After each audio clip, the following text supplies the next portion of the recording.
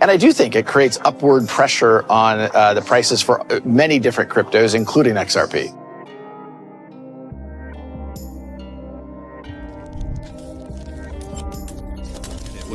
The industry is still so nascent and we're still so new. But if you talk about, I want 1 million transactions a second, we're not even near that many users for half of this stuff. So, as I mentioned, it's not about being pro or anti-crypto. It's about saying I'm a regulator and my job is to regulate. Having that spot ETF tied to XRP anytime soon, and what do you think it'll mean for the price of XRP? As I said yesterday at the Philadelphia Federal Reserve, I think Gary Gensler's reign of terror on the crypto industry is going to come to an end very soon. Talking of disclosures, one disclosure from former President Trump is that he would fire you, ultimately. Unsurprising to you, I'm sure. So, Caroline, I'll let you go to your next question. Do really recognize the potential in XRP. In looking at the way that it's constructed, in looking at the contracts that have already been signed, and looking at that flow chart that you just showed. You look at what Ripple is doing, they're joining the BIS task force. Remember, we just talked about the BIS task force for cross-border payments. It goes back into what Schechner said, and that is that these countries become their own central bank, their own unit of measure. That is a big deal.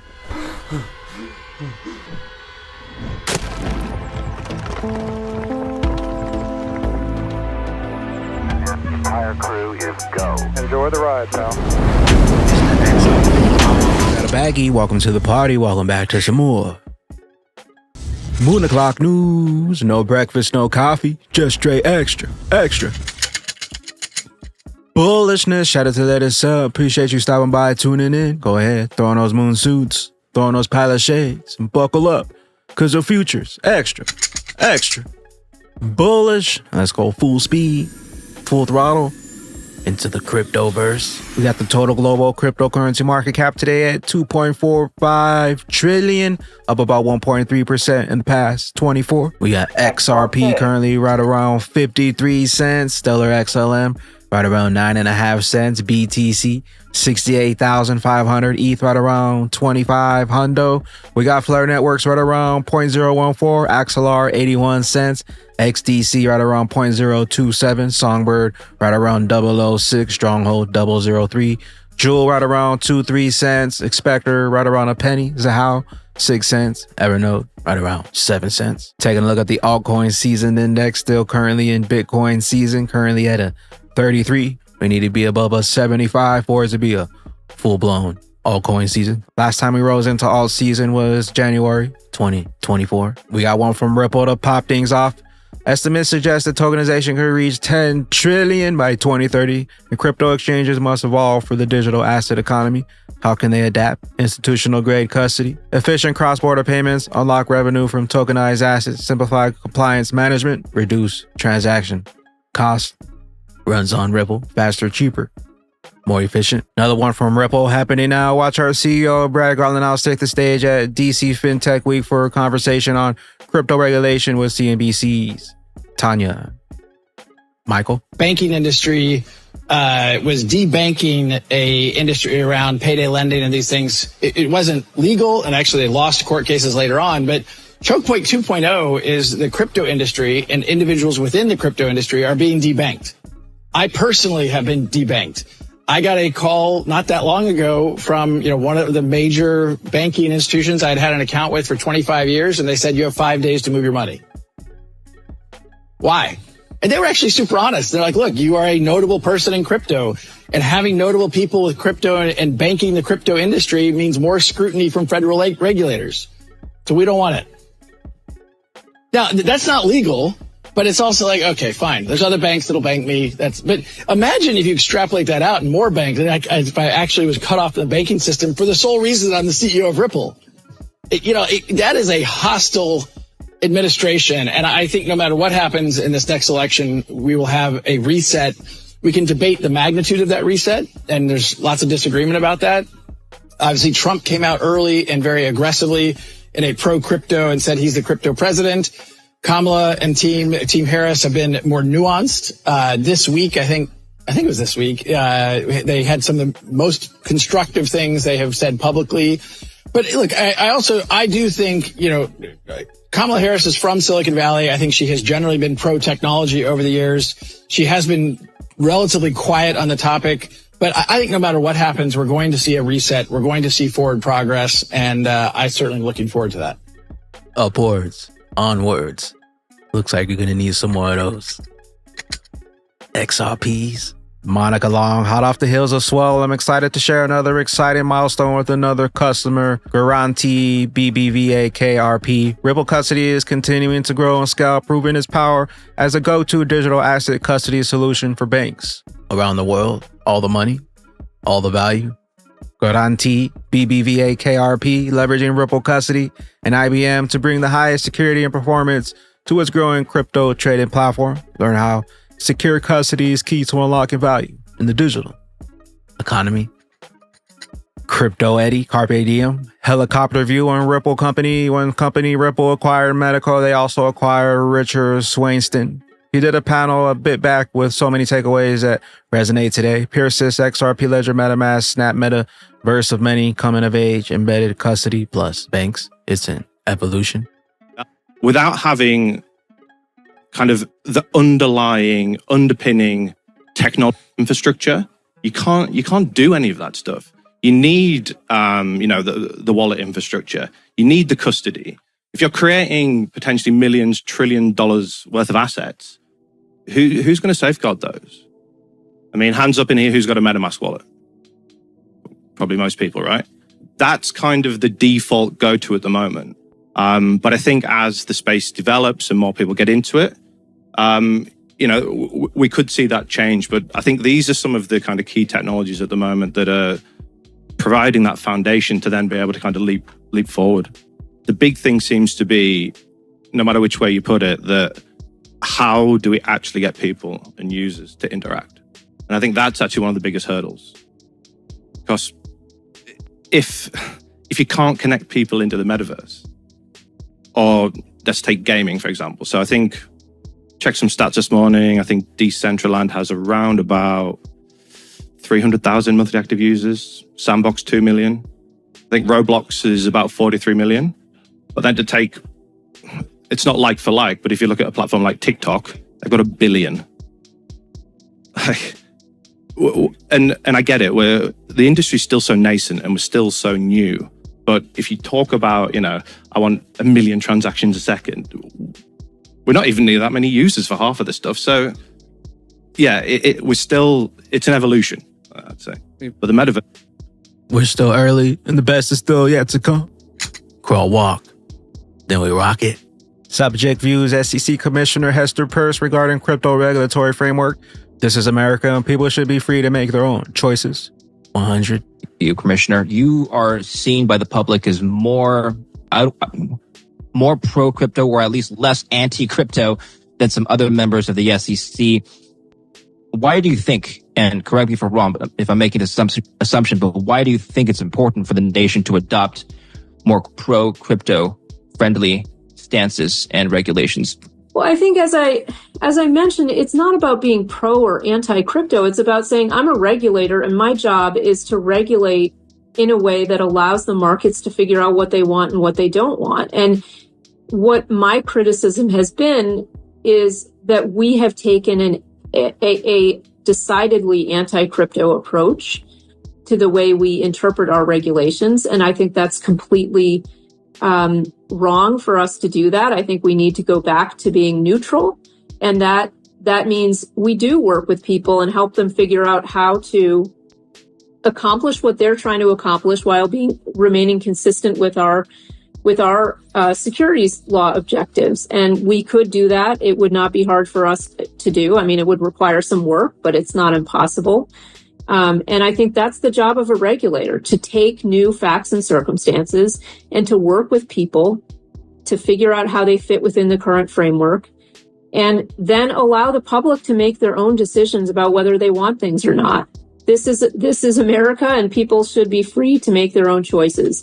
And so that's the world that I'm hoping that we can create with a more neutral regulatory framework. Drain the swamp, free the standard. Meanwhile, watch your guru Justin. Pennsylvania passes the Bitcoin rights bill to protect rights to self-custody and allow the use of BTC as a payment method. Way to get a hold of the real payment method, XRP. Bloomberg Crypto Ripple Lab CEO Brad Garlinghouse says it's just inevitable that the company's XRP cryptocurrency will be offered through an exchange-traded fund. TikTok.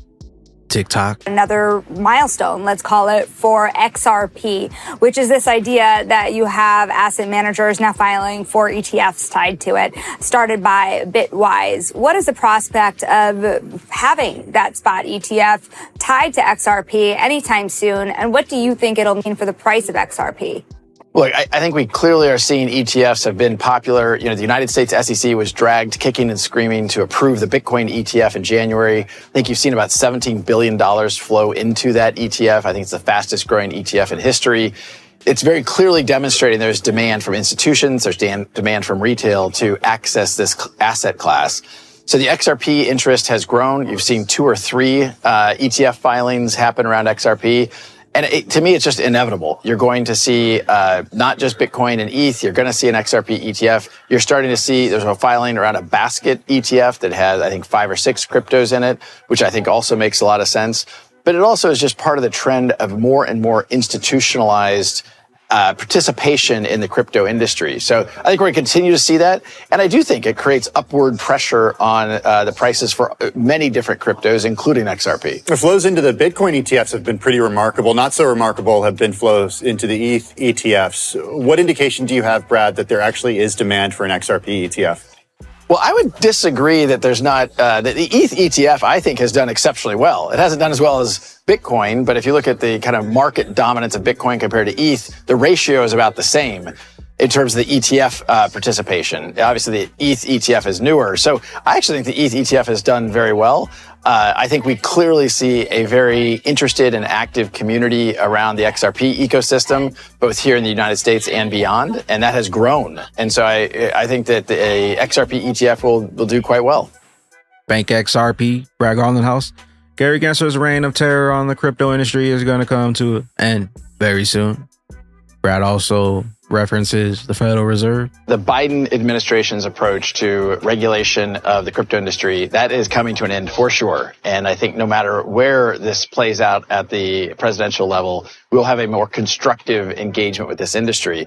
It's a critical industry. It's an innovative technology. And I think the United States should be at the forefront and leading, as we did with the Internet of Information. I think we'll get there. As I said yesterday at the Philadelphia Federal Reserve, I think Gary Gensler's reign of terror on the crypto industry is going to come to an end very soon. BTC who? ETH who? Big Brad Garlinghouse yesterday at the Philadelphia Federal Reserve. Know what you hold? Meanwhile, Gary Gensler's days are numbered. Hold on. XRP. Talking of disclosures, one disclosure from former President Trump is that he would fire you, ultimately. Unsurprising to you, I'm sure. So, Caroline, I'll let you go to your next question. A lot to get on with, and your term is what, until June 2026? But will it run until then? Many feel that perhaps not. Gary, you still there? Thank you, Gary, for these cheap XRP prices. Know what you hold? We got Paul Barron, even the hardcore gold bugs can't deny XRP.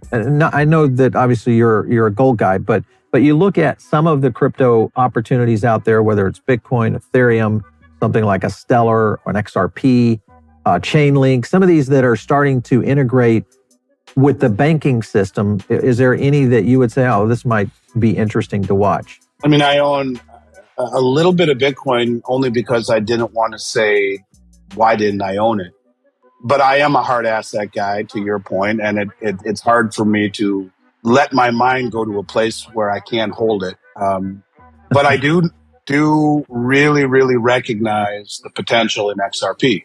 In looking at the way that it's constructed, in looking at the contracts that have already been signed, and looking at that flow chart that you just showed, it's unquestionable that once all this nonsense with the SEC is behind them, in my opinion, it offers amazing potential because it's going to be integrated into the system. It would be the one that I would probably say offers the best potential. There's no question there will be interoperability. The question is, what systems will they integrate? And I'm surprised that Bitcoin is on the list. I don't think it will be something that will be tied to any settlement.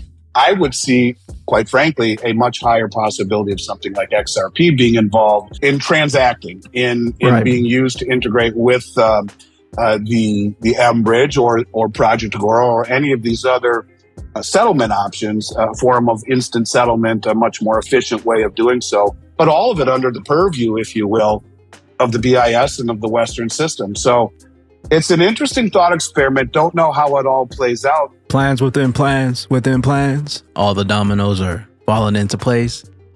And they thought we were crazy. The 1% diamond hands, adding to those. Generational. Wealth bags. XRP drops Paul Barron on the potential role of XRP within BRICS Pay. You have to kind of look at what they've got on their agenda, which is BRICS clears this next one. It says possibly soon. So this could happen today, it may not. But this would be an interstate digital settlement across a border security settlement. Now, this could be something like a Chainlink, could be Ripple. Likelihood, I'm thinking more likely it could be Ripple. You look at what Ripple is doing, they're joining the BIS task force. Remember, we just talked about the BIS task force for cross-border payments. And this was a task force that was issued. Let me kind of zoom in on that. There is Ripple right there. Now, Swift is in there, TCH is in there. There's a lot. But the question will be is how does BRICS start to move into this? Now, remember, there are 30 countries right now. This could accelerate into 40, 50, 60.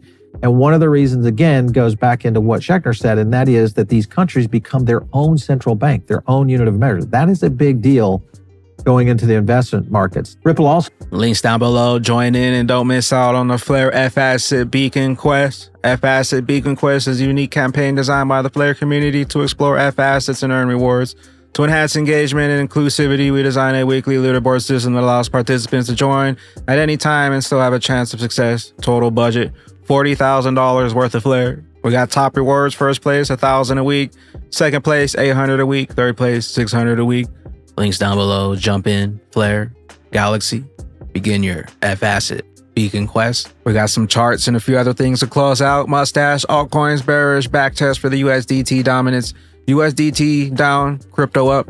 Ascending broadening wedge is about to break to the downside. I've been preparing you for this scenario for weeks. All season is getting closer and closer.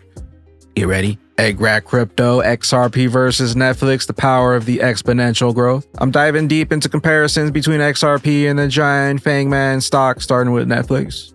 XRP, the best is still yet to come. XRP versus Netflix, or headed up. XRP, built for utility, built for value, built for all the money, built to scale.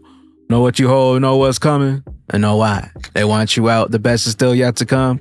And we're just getting started, as you see here. XRP versus Netflix. No wonder they want those. Bags back. And it only takes a small piece of the prize to take us to the promised land for XRP. And the longer they take, the higher we climb. On that XRP risk list, where will those bags be when that regulation jar of molasses finally breaks open and XRP's true price is finally revealed?